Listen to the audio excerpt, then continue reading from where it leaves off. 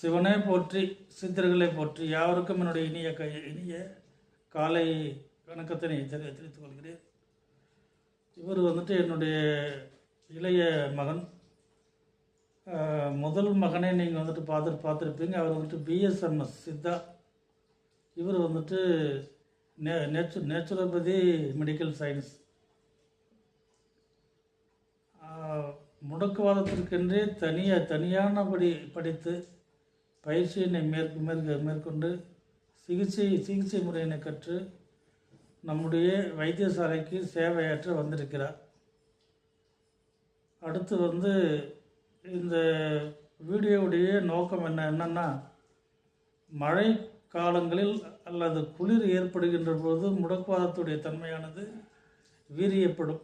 எல்லாம் வலிக்கும், உடம்பெல்லாம் வலிக்கும். அப்பொழுது நீங்கள் அவசரத்துக்கு எங்கேயும் போய்ட்டு மெடிக்கல் ஷாப்பில் டாக்டரை பார்க்காத மருந்து மாத்திரை வாங்கிலாம் சாப்பிடாதீங்க. குளிர்காலத்தில் யூரிக் ஆசிட் உடைய தன்மையானது அதிகப்படுகின்ற பொழுது நான் சொல்லக்கூடிய பத்தியத்தினை மறவாமல் கடைபிடித்தாலே போதும். கோழி, மீன், முட்டை, அகத்திக்கீரை, செம்மறியாடு, புளிப்பு, தக்காளி பழம் வேண்டாம், தயிர் வேண்டாம், பச்சை மிளகாய் வேண்டாம், பச்சரிசி வேண்டாம்.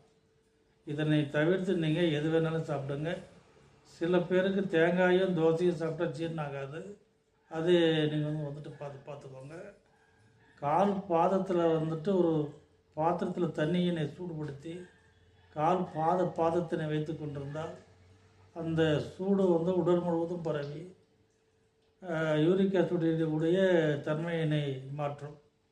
அல்லது யூரிக் ஆசிட் குறையில சொன்னால் ஒரு வெத்தலை, 2 கிராம்பு, 2 மிளகு இவற்றினை மென்று சாப்பிட்டு அதனுடைய நீரினை விழுங்கி கொண்டு வந்தாலே யூரிக் ஆசிடுடைய தன்மையானது கட்டுப்பாட்டுக்குள் வந்துவிடும்.